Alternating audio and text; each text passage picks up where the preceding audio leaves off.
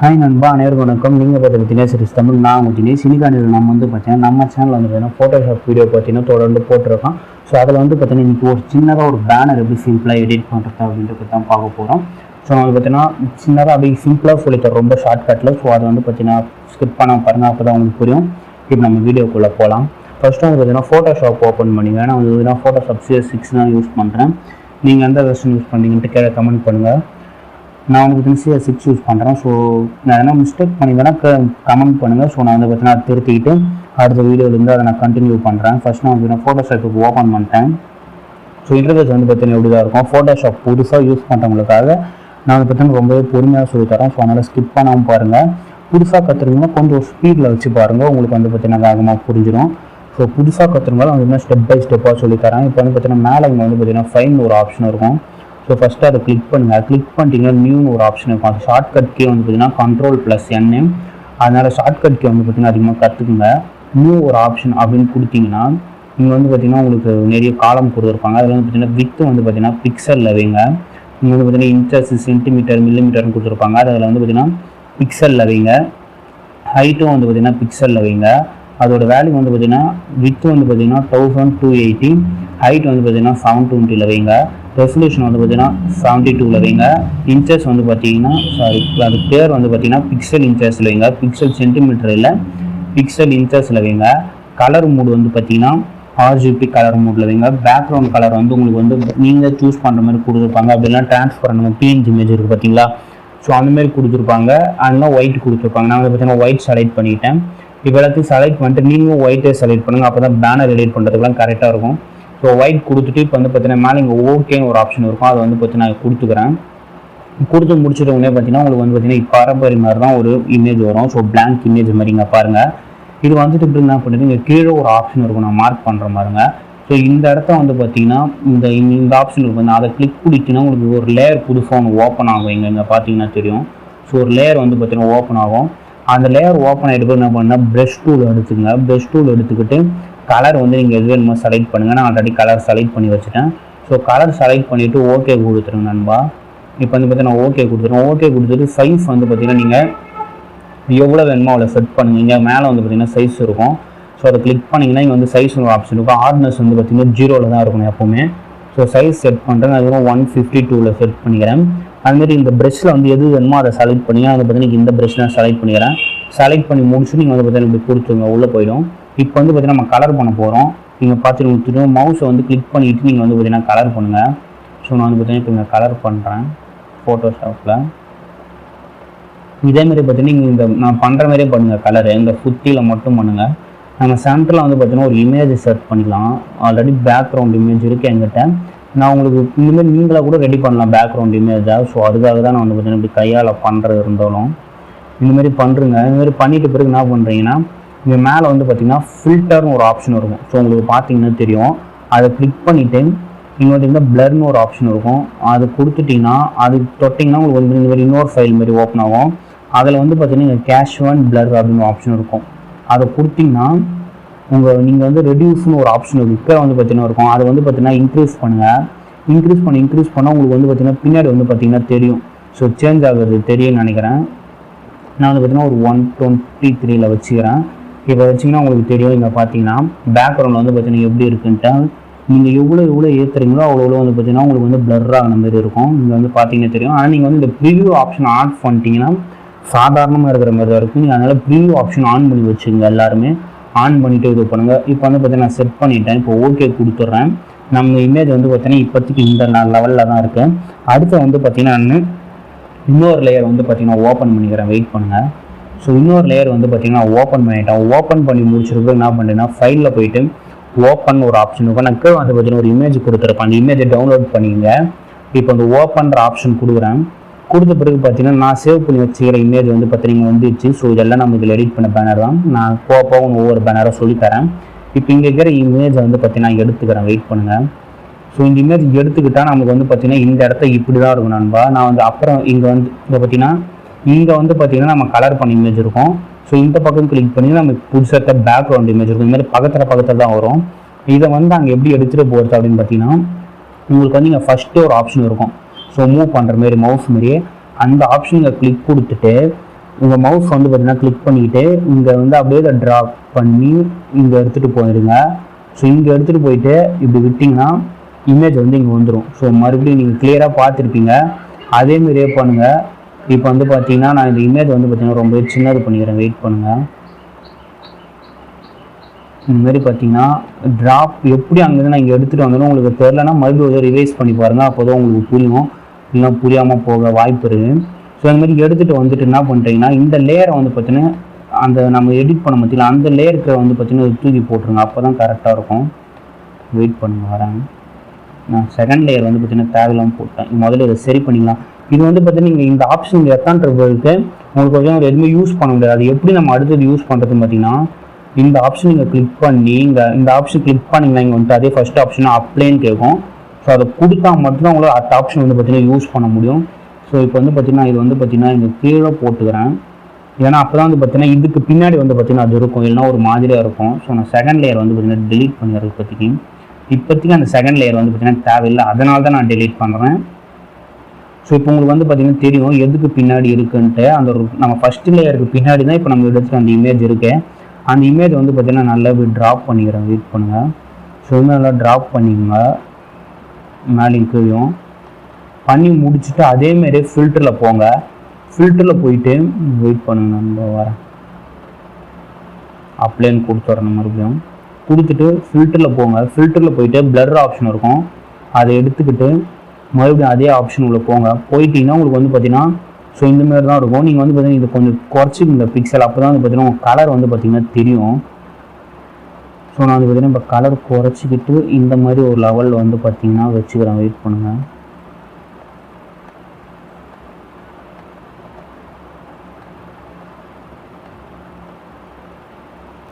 உங்களுக்கு வந்து பார்த்தீங்கன்னா இப்போ இந்த லெவலில் தான் வந்து பார்த்தீங்கன்னா இது இருக்கும். இது என்னடா இது அப்படியே ஒரு அசிங்கமாக தெரியுது அப்படின்றது பார்த்தீங்கன்னா எரேசர் எடுத்து நீங்கள் க்ளீனும் பண்ணிக்கலாம். அப்படின்னா இதை ஃபுல்லாகவே ஜூம் பண்ணிட்டீங்கன்னா உங்களுக்கு வந்து பார்த்தீங்கன்னா அந்த ரோஸ் கலருக்கும் இதுக்கும் பார்த்தீங்கன்னா பக்காவாக செட் ஆகும்.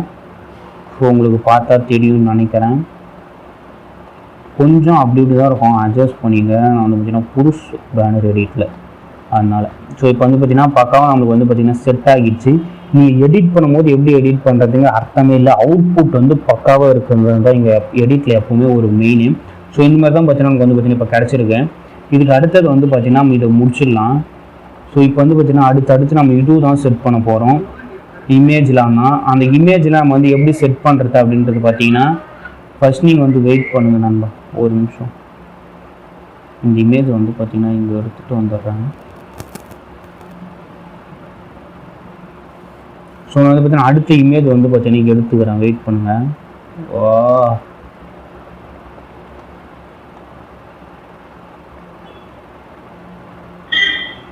ஸோ எல்லாமே பார்த்தீங்கன்னா இப்போ முடிஞ்சிருச்சு.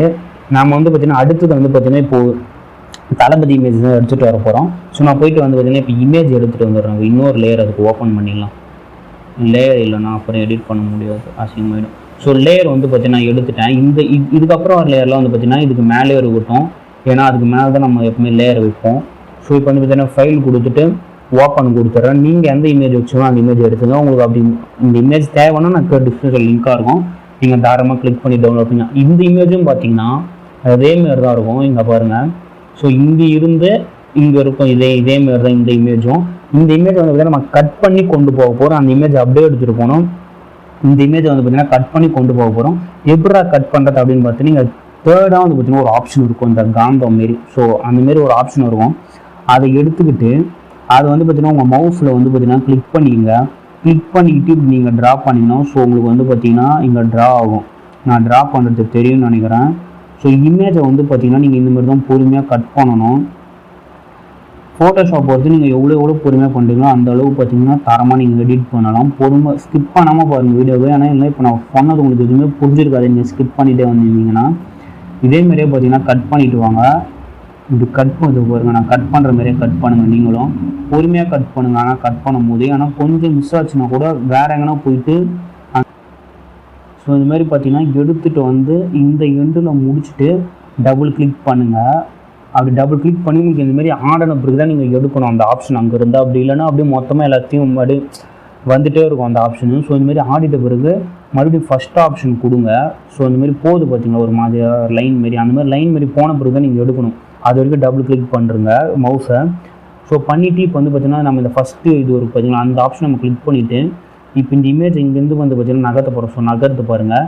இந்த இமேஜை இங்கேருந்து நகர்த்தி இந்த ஃபஸ்ட்டு இது மேலே எடுத்துமே இப்படி வச்சோன்னா ஸோ நம்மளுக்கு வந்து பார்த்திங்கன்னா இங்கே இமேஜ் வந்துடும். இப்போ பார்த்தீங்கன்னா நம்மளுக்கு இங்கே இமேஜ் வந்துடுச்சு. வந்துட்டு பிறகு என்ன பண்ணுங்கன்னா சைஸ் வந்து பார்த்து நீங்கள் எந்த மாரி வேணுமோ அதுமாரி வந்து பார்த்திங்கன்னா சின்னது படித்து இந்த இடத்த செட் பண்ணுங்கள். வெயிட் பண்ணுங்கள். இமேஜ் வந்து பார்த்திங்கன்னா கொஞ்சம் கிளாரிட்டி உடைய தான் செய்யும். அதை நம்ம தான் முடிஞ்ச அளவு கிளாரிட்டி எடுக்கணும் இமேஜை. ஸோ இந்தமாரி செட் பண்ணுறங்க. செட் பண்ணிவிட்டு என்ன பண்ணுறீங்கன்னா எரேஸ் ஆப்ஷன் எடுத்துங்க. ஃபஸ்ட்டு அப்ளை கொடுத்துருங்க. வெயிட் பண்ணுங்கள். அப்ளை கொடுத்துட்டு எரேஸ் ஆப்ஷன் போயிடுங்க.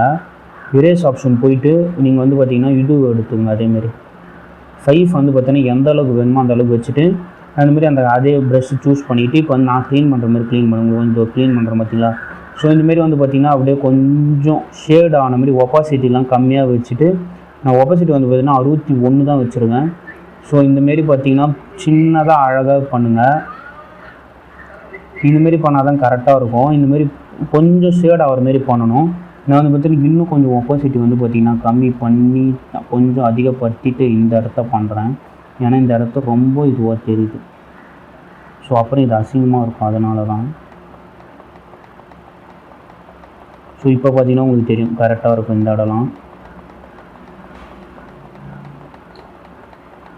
இதேமாரியே பார்த்திங்கன்னா பண்ணிவிடுங்க. இதேமாரியே பண்ணி முடிச்சுட்டு இந்தமாரி ஷேடோ வர மாரி பண்ணுறங்க. பண்ணிவிட்ட பிறகு என்ன பண்ணுறீங்கன்னா சைஸ் வந்து பார்த்திங்கன்னா மறுபடியும் நீங்கள் வந்து எந்த இடத்த கரெக்டாக இருக்குமோ ஸோ அந்தமாதிரி நகர்த்திங்க. எனக்கு வந்து பார்த்திங்கன்னா இதுவே ரொம்பவே கரெக்டாக இருக்குது. ஸோ அதனால் நான் வந்து பார்த்திங்கன்னா அப்படியே விட்டுடுறேன். இதுக்கு அடுத்தது வந்து பார்த்திங்கன்னா நம்ம இது தான் செட் பண்ண போகிறோம். அந்த ஃபோட்டோ வைக்கிறதுக்கு நமக்கு ஃப்ரேம்லாம் வைக்கும் பார்த்திங்களா.